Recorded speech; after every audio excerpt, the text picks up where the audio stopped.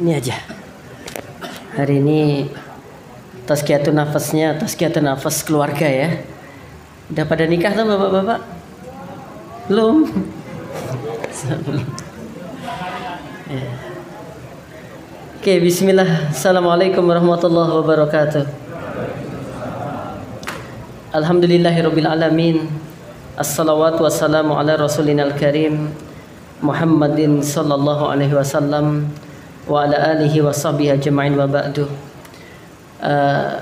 Saya tadi sebelum berangkat sebenarnya menyiapkan tazkiyatun nafas dengan materi yang berbeda, tapi qadarullah tidak tersave dengan baik, mungkin masih di HP. Untuk itu saya hubungkan dengan materi ini jemaah, yaitu menjadi keluarga yang qurrata a'yun. Ya, semoga keluarga kita yang hadir di sini menjadi keluarga yang diridhoi oleh Allah.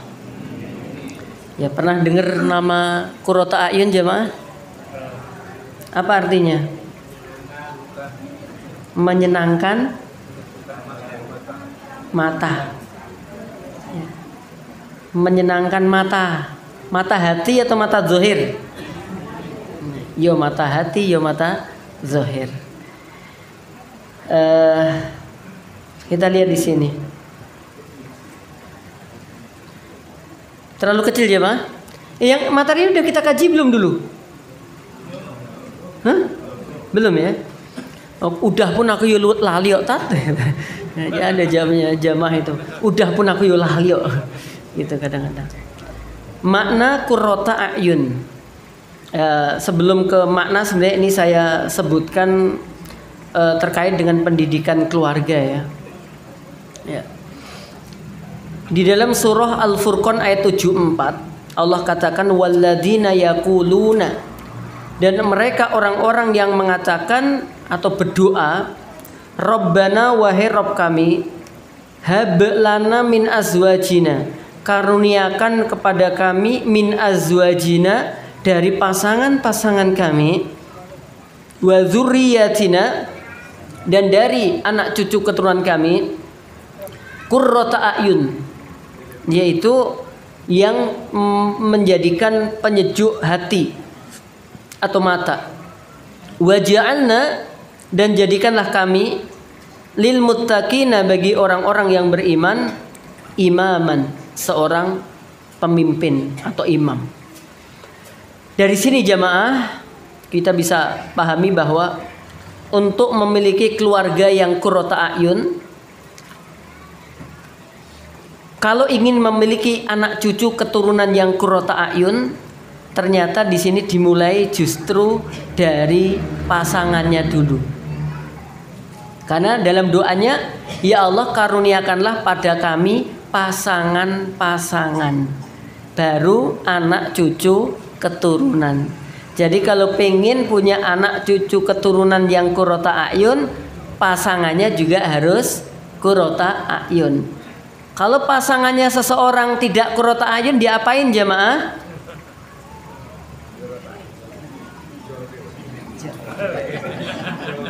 Dijolke ya. Koyok motor. Kalau pasangan kita belum qurrata a'yun, jangan-jangan kita juga belum qurrata a'yun. Karena pasangannya orang baik untuk orang baik, orang nggak baik untuk orang nggak baik. Nah, jadi kalau pasangan kita itu ada yang kurang baik, bisa saja memang kita pun juga ada yang kurang baik. Makanya untuk memperbaiki pasangan, caranya perbaikilah diri kita. Memperbaiki diri kita sama dengan memperbaiki pasangan kita. Karena seorang istri itu bayangan daripada suaminya. Nek suamine ngulon, ya istrinya insya Allah melu ngulon. Suaminya ngetan, ya melu ngetan. Nek suaminya ngetan kok bojone ngulon, oh berarti ya pisah kuwi. Gitu jamaah. Kan itu aja sederhananya. Ya. Maka ya harus dimulai dari pasangan, bapak ibu. Ya. Enggak usah nyesel aku ndembe nikah ambek kowe. Bae aslimu ngono toh. Gitu.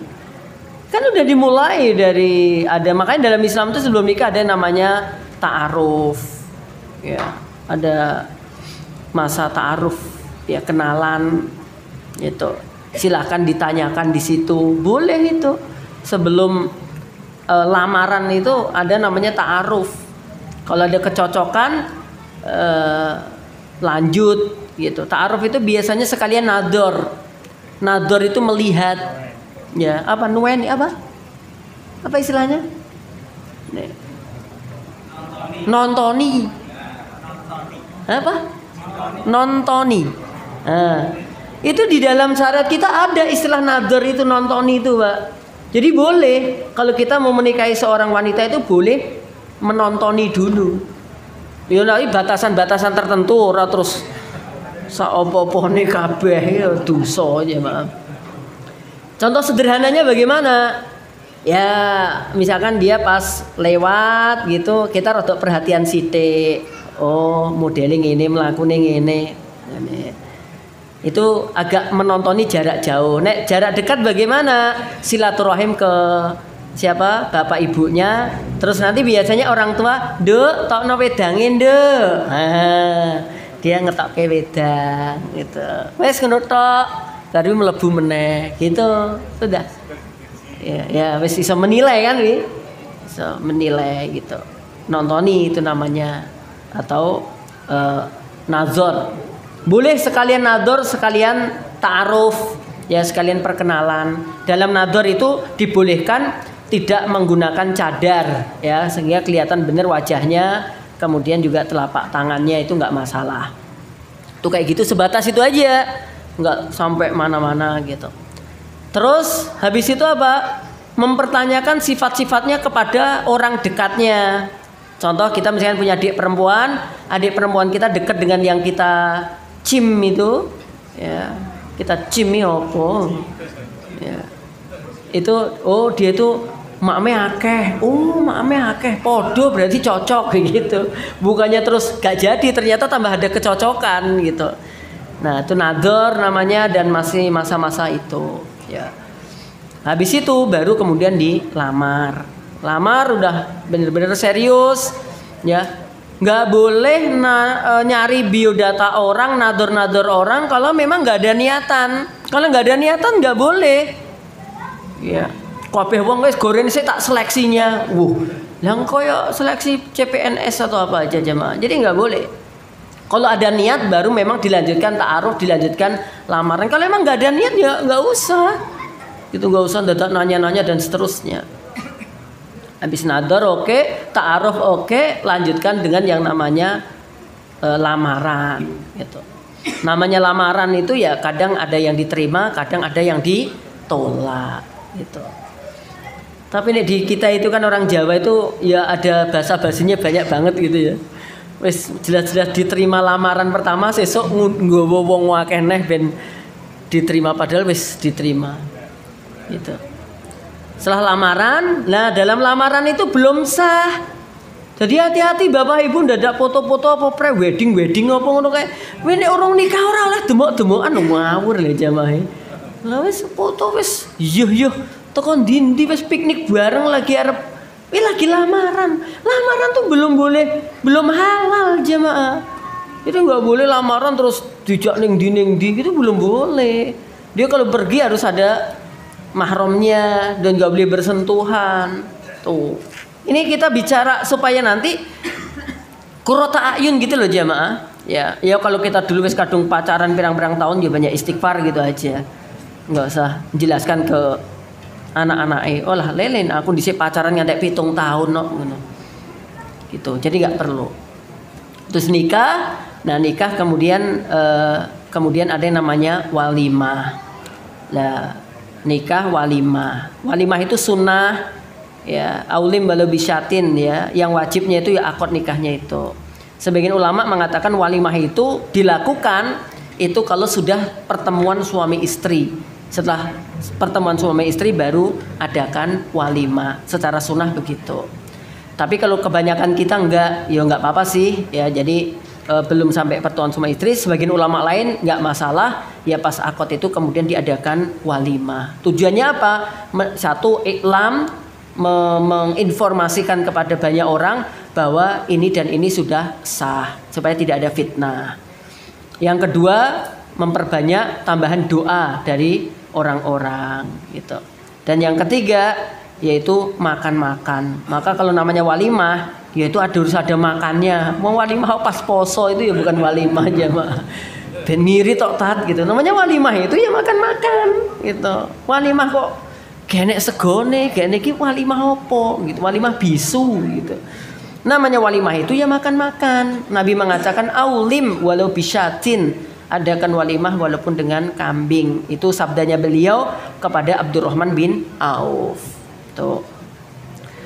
Nah, kemudian dalam pernikahan itu nanti ya kalau caranya sudah baik begitu insya Allah nanti kedepannya ya qurrata ayun, muncullah anak-anak yang qurrata ayun yang menyejukkan pandangan mata. Nah nantinya jamaah kayak begini nih, kalau keluarganya baik, masya Allah. Karena nanti keluarga di akhirat itu kan ada yang berpisah, suami sama istrinya nggak ketemu, ada yang ketemu di surga, ada yang ketemu di neraka, gitu. Ada yang suaminya di surga, istrinya di neraka, ada yang kayak begitu. Ada bapak ibunya di surga, anak-anaknya di neraka, gitu. Lah kita pengen yang atur 21 ini. Walladzina amanu wattaba'athum dzurriyyatuhum biimanin alhaquna bihim dzurriyyatahum dan seterusnya. Dan orang-orang yang beriman dan yang anak cucu mereka mengikuti dalam keimanan, ya suami istri beriman, baik amal solehnya, kemudian anak cucunya juga ngikuti. Kami hubungkan anak cucu mereka dengan mereka, diketemukan keluarganya nanti. Ya, di mana di surga, dan kami tiada mengurangi sedikit pun dari pahala amal mereka. Tiap-tiap manusia terikat dengan apa yang telah dikerjakannya. Ya, kalau keluarga kita ya ahli ibadah, keluarga kita baik, insya Allah ketemu Pak Bu, gitu.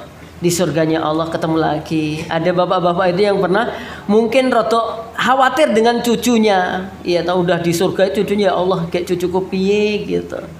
Dengan izin Allah dimasukkan di surga juga. Ketemu, alhamdulillah le. Kowe mlebu surga padahal pas aku mati kowe iki yuh. Nggih Mbah, kula tobat Mbah gitu. Sebelum meninggal aku tobat Mbah, gitu. Alhamdulillah dikumpulkan di surga tuh. Nih, keluarga yang qurrata ayun adalah keluarga yang di sini disebut apa? Berasal dari kata al-qurru yang artinya dingin, ya. Akan tetapi ada juga yang menjelaskan bahwa alasan diucapkan tersebut karena kebahagiaan akan mengucurkan air mata yang dingin, sedangkan kesedihan mengucurkan air mata yang panas. Dulu saya sampaikan, wong itu nek sedih, air matanya ini didemuk anget. Orang tuh nek bahagia, air matanya didemuk anyep. Coba jenengan nanti nek garwane nangis, ya. Nangis didemuk, lah kok anget ngapa Bu? Duwe kuntek gitu. Ya. Pas nangis didemuk, lah kok anyep dingin. Ini apa Bu? Alhamdulillah bar ditumbaske kalung itu. Ini kata ulama loh ya. Ini ya Rogib Al-Aswani. Ya kalau Bapak Ibu punya keluarga dokter, diminta aja untuk ngetes, ngecek kadar tentang air mata itu apa bener toh. Gitu, kalau orang bahagia itu air matanya sejuk, kalau orang yang sedih itu air matanya anget. Makanya kalau ada wanita dijodohke kok nangis, demok sih air matane gitu. Nek anget panas berarti moh. Tapi nek nangis berarti ho gitu. Mereka yang dimaksud ibadur rahman menurut Ibnu Abbas meminta agar diberi keturunan yang gemar beramal soleh. Yang dimaksud qurrata ayun adalah anak-anak yang gemar beramal soleh, melakukan ketaatan, kemudian orang tuanya akan menjadi sejuk, ya baik di dunia atau di akhirat. Sejuk matanya itu maksudnya seneng banget, tentrem banget ngelihat tingkah laku anaknya yang menjadi anak-anak yang taat. Yang ketiga, orang-orang yang beriman ya tidaklah menginginkan keturunan yang memiliki paras cantik atau ganteng gitu ya. Akan tetapi yang mereka inginkan adalah keturunan yang taat atau yang taat. Maksudnya tidak memiliki cantik ini bukan nggak cantiknya, maksudnya itu bukan utama gitu loh jamaah. Tadi ada jamaah pengajian saya ibu-ibu, tulisannya statusnya bagus menurut saya, menyentuh banget.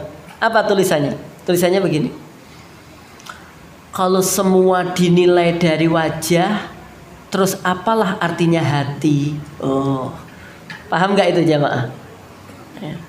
Jadi kalau semua barometernya itu adalah wajah, kulit, glowing atau tidaknya, putih atau tidaknya, terus di mana posisi hati? Gitu. Padahal terkadang ya, misalkan kita lihat nih, ya siapa? Luqman Al-Hakim.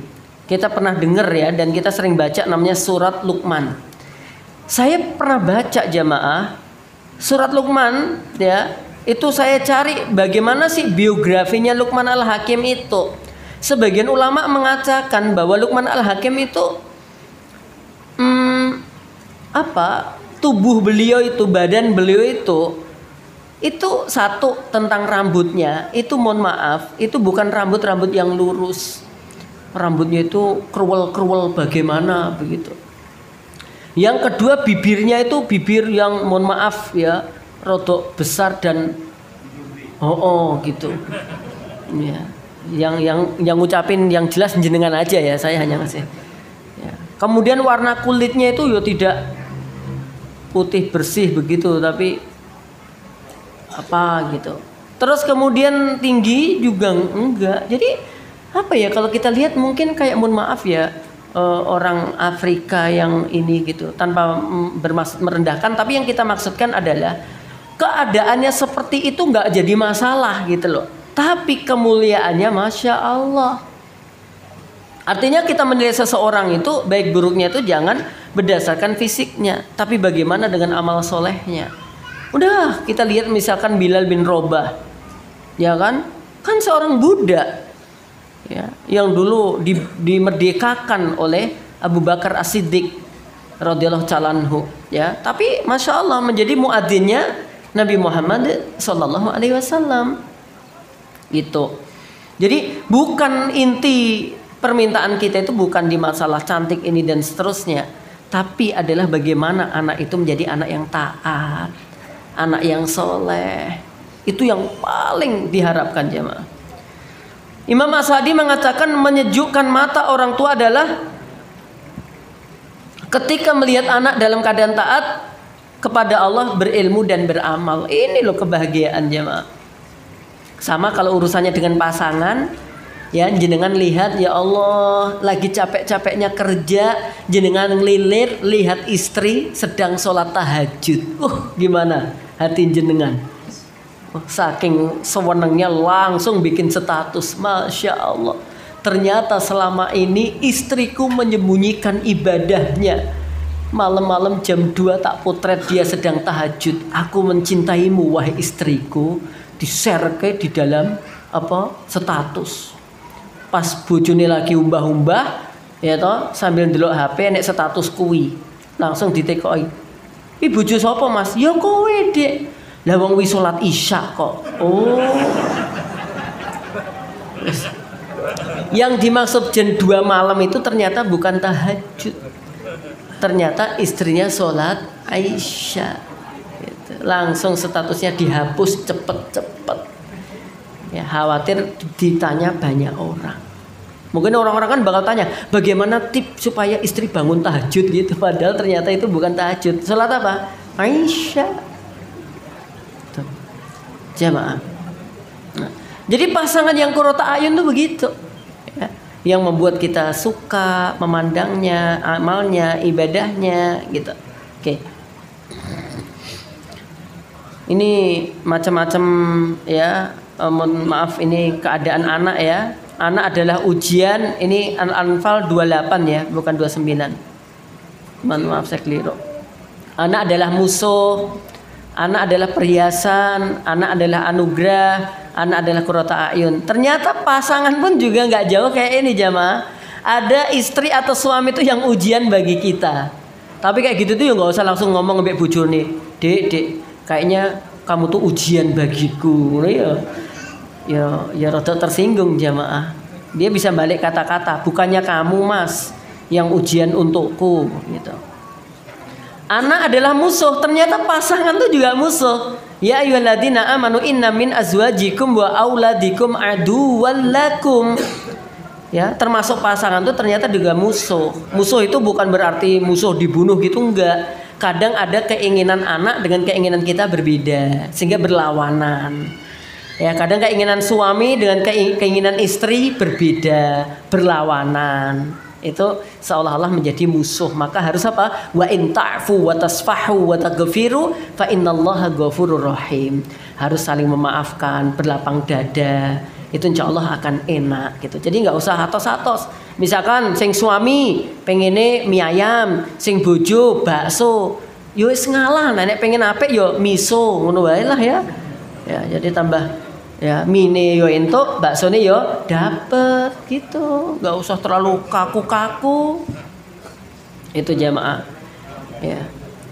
Kemudian apa? Anak adalah perhiasan. Ini juga termasuk suami istri itu juga ada yang menjadi hiasan gitu. Sama, tapi yang terakhir anak dan pasangan itu adalah qurrata ayun tadi. Ini fakta-fakta yang kejadian ya, banyak jamaah ya, ada yang rokok anak-anak ya. Ya nek saya sih gampangannya nek pengen anaknya nggak ngerokok ya orang tuanya jangan ngerokok gitu. Ya kadang-kadang kan anaknya dilarang rokok tapi selalu disuruh membelikan rokok. Ya kadang anak-anaknya rada penasaran jadi rokok iya apa toh. Pak ngomong ra enak kuwi. Ya penasaran wong ra enak kok di ya kok ya terus-terusan gitu ra enak. Kadang bilang rasa iki cah cilik. So ben rada gede nyoba. Kan dulu cah cilik sekarang rada gede gitu. Aja ngerokok urung kerja. Ya pikirane engko nek wis kerja ngerokok. Lah gitu baru bantuin bapaknya pas liburan ngangkat botol langsung tuku rokok.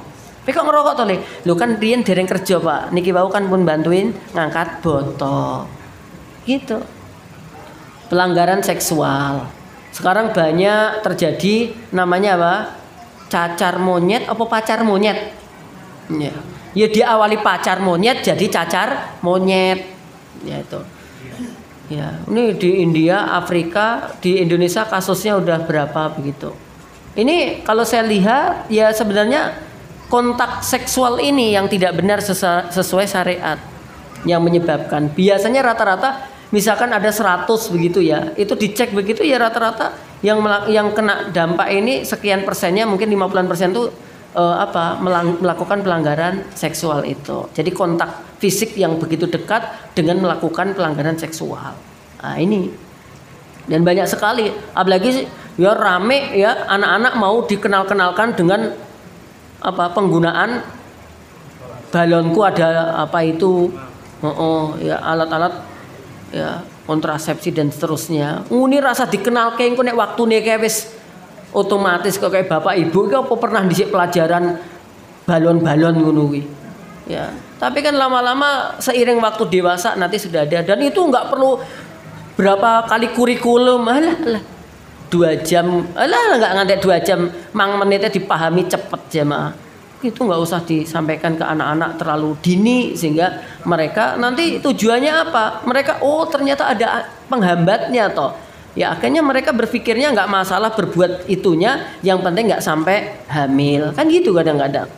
Ya bukannya pokok masalahnya yang diobati ya, tetapi kemudian ya mengantisipasi efeknya. Jadi harusnya kalau dalam Islam itu kan ada istilah satu daroi dan Al-Quran mengatakan wala taqrabuz zina innahu kana fahisyata wa sa'a sabila. Itu jelas banget gitu.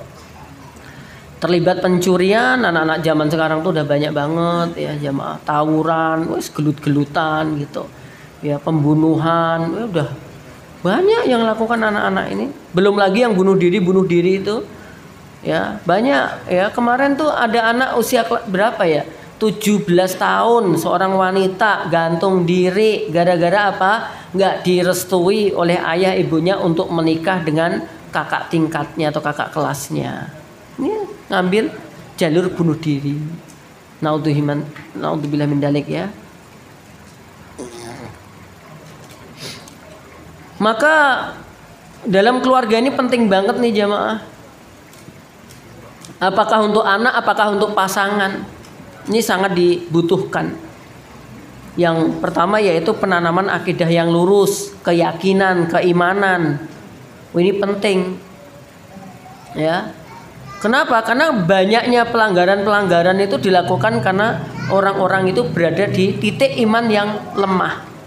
Berada di titik akidah yang salah. Akhirnya melakukan pelanggaran. Apakah ini terjadi pada anak, apakah terjadi pada orang tua? Kalau lemah imannya ini jamaah, ya misalkan ada yang pergi ke dukun gitu.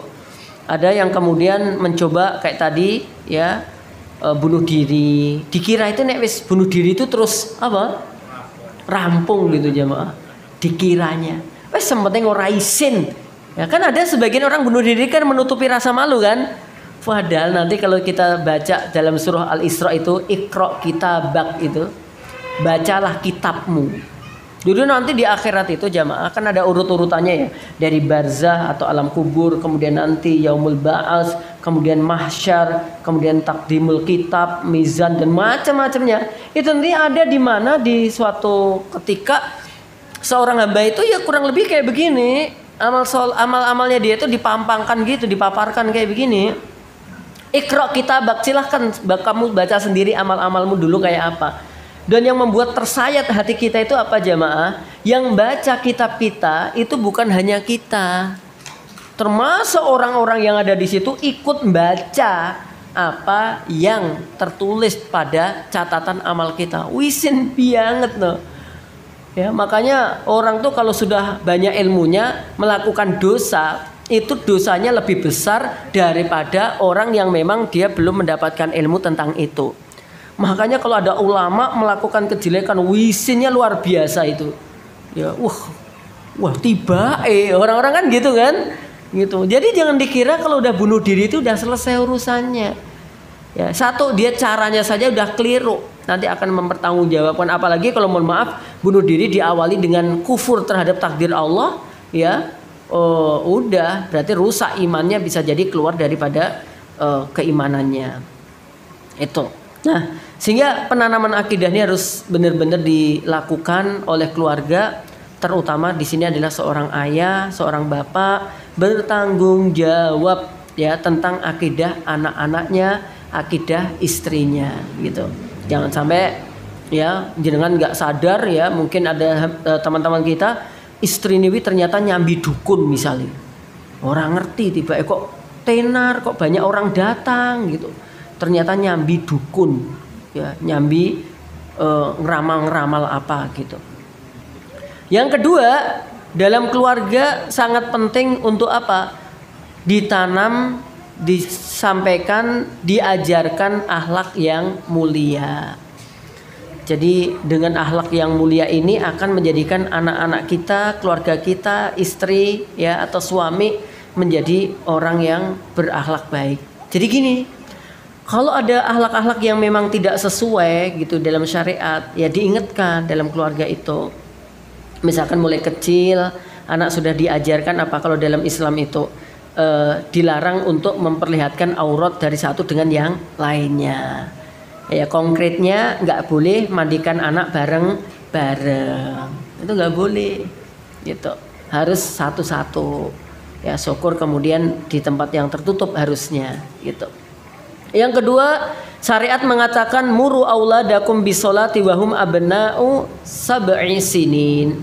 Perintahkan anak-anak kalian untuk menegakkan sholat, anak-anak kalian di usia 7 tahun. Wadribuhum alaiha, pukullah anak-anak kalian kalau nggak mau sholat wahum abna'u isyri sinin.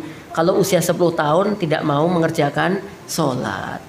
Ya, jadi usia 10 itu udah boleh dipukul oleh ayahnya dengan tahapan-tahapan yang baik. Tapi juga usia-usia yang mulai 10 tahun ke atas itu tempat tidurnya harus mulai dipisahkan. Ya, jadi wafarriku ya, dan pisahkanlah di antara mereka al-madoji, tempat tidurnya. Ya, nek rumahnya sempit punya anak 4, yo ranjangnya tingkat 4. lupat. Ya bahaya ya nek kedurun kok nek ceblok. Ya. Ya udah berarti ranjangnya 2, nanti nyusone ranjang isor gitu kan, jadi 4 anak gitu. Nek kepepete nggak iso ya wis lah, omahe mau sak ruangan tok, udah gelar satu karpet tidur ya, tapi kemule dewe-dewe gitu, nggak boleh satu selimut bareng-bareng. Saya itu berupaya bangun rumah itu wis tak sesuaikan dengan jumlah anak saya, tapi jumlah anak saya nggak mau menyesuaikan jumlah kamar saya. Paham nggak maksudnya? Paham nggak kira-kira?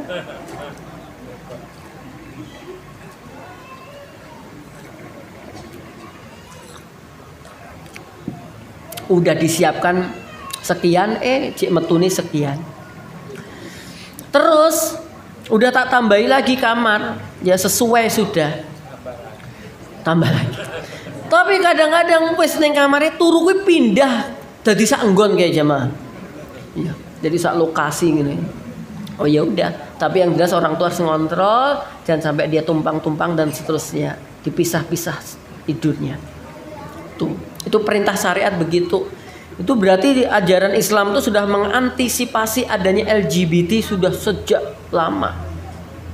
Itu. Anak-anak kecil aurat mulai di ini jam. Alhamdulillah saya tuh punya anak yang nomor berapa itu, yang 5 atau 6, 5 tuh. Itu jamaah kalau keluar rumah itu walaupun TK dia tuh nggak mau terbuka rambutnya. TK loh, TKB itu udah alhamdulillah. Pokoknya dia nggak mau kalau sampai keluar itu nggak jilbaban tuh nggak mau. Itu. Jadi alhamdulillah, jadi udah tertanamkan gitu. Jadi kemana-mana misalkan ada tamu dingtong gitu, dia nggak bakal nemui tamu itu sebelum dia ngambil jilbabnya. Masya Allah, itu kita tanamkan pada anak-anak kita. Itu akhlak yang mulia gitu. Kemudian teladan yang baik ya bagi Bapak Ibu, teladan yang baik ini juga sangat penting di dalam ajaran Islam. Ya, teladan-teladan ini di antara amalan yang paling mudah untuk diikuti itu justru apa? Keteladanan. Di sini posisi suami itu menjadi teladan untuk istri dan anak-anaknya. Gitu. Kalau seorang istri melihat suaminya belum menjadi teladan yang ideal, ya sudah, seorang istri dia jangan terpengaruh dengan sikapnya suami, ambil peranan untuk memberikan keteladanan kepada anak-anaknya. Tapi juga tidak memojokkan suaminya di depan anak-anaknya. Ojo niru pakmu ra cetha kuwi. Jangan kayak gitu. Walaupun jane yo ra cetha. Tapi jangan disampaikan di hadapan anak-anak. Kalimatnya yang positif. Contohnya apa? Doakan ayah, semoga ayah diberikan kemudahan oleh Allah untuk bisa menjalankan salat 5 waktu dengan baik. Kalimatnya positif. Jangan pakmu ra cetha kuwi, delok lho salate gak jelas, aja mbok tiru kuwi. Itu ya sebenarnya sama maknanya, cuman dia lebih pakai kalimat negatif ya. Sehingga anak pikirannya adalah benci kepada ayahnya. Kalau tadi sayang, wujudnya apa? Mendoakan. Ya, gitu. Tapi ini kalau yang dipasangkan pakmu, mbuh aku dhisik jane ora seneng ambek pakmu kok. Mbuh kayak carane piye ngono. Lah pakmu iki bolak-balik nggone pakku kok ngono. Jadi ya aku rasa seneng, rasa seneng kok anaknya 8. Jadi rasa seneng bulan kok anaknya 8 lah piye pepet tok. Wong wedok kadang-kadang ya enek sing gak gelem disalahke jan.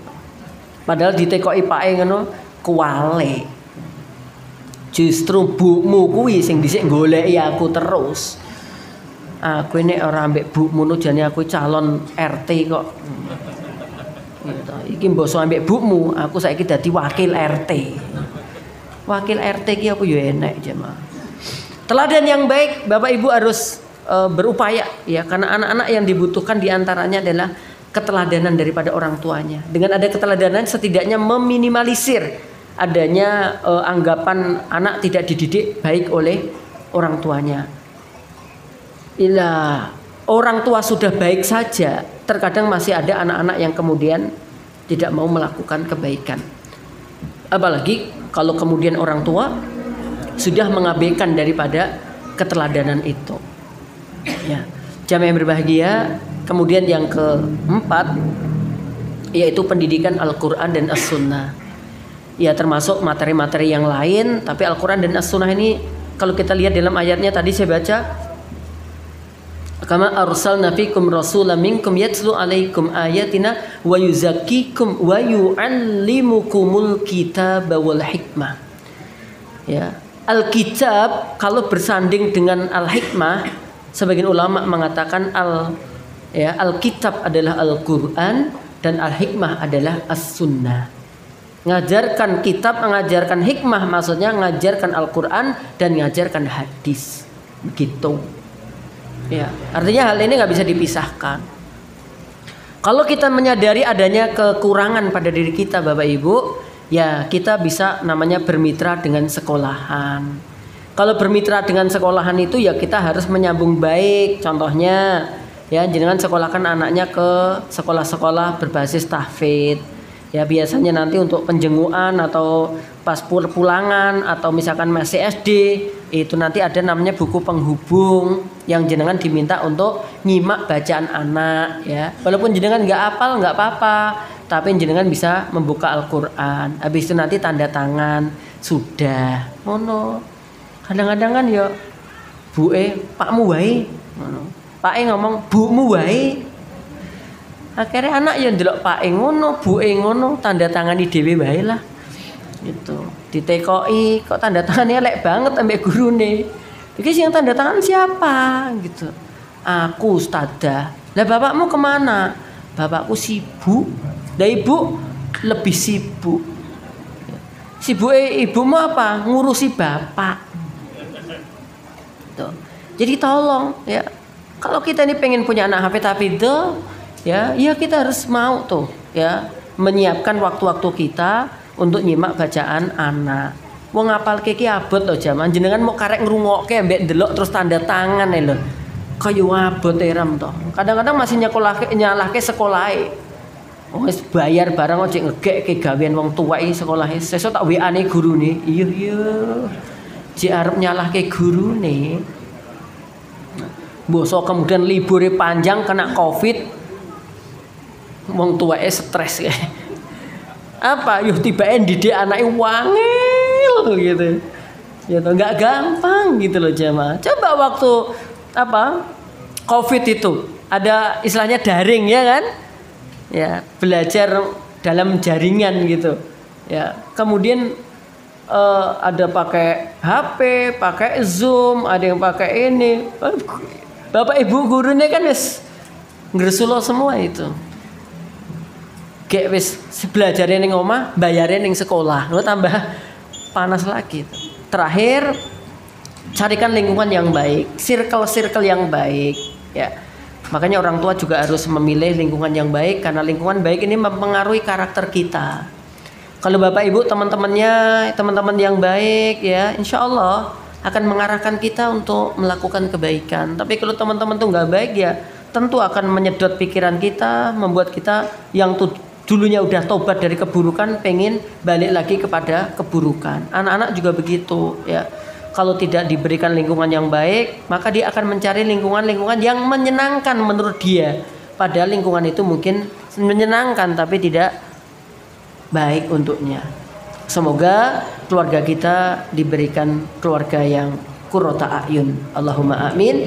Dengan keluarga yang qurrata a'yun akan menyelamatkan keluarga kita dunia dan akhirat. Dan semoga Allah kumpulkan berserta keluarga kita di dalam jannahnya Allah Subhanahu wa taala. Allahumma amin. Subhanakallahumma wa bihamdika asyhadu an la ilaha illa anta astaghfiruka wa atubu ilaika. Assalamualaikum warahmatullahi wabarakatuh.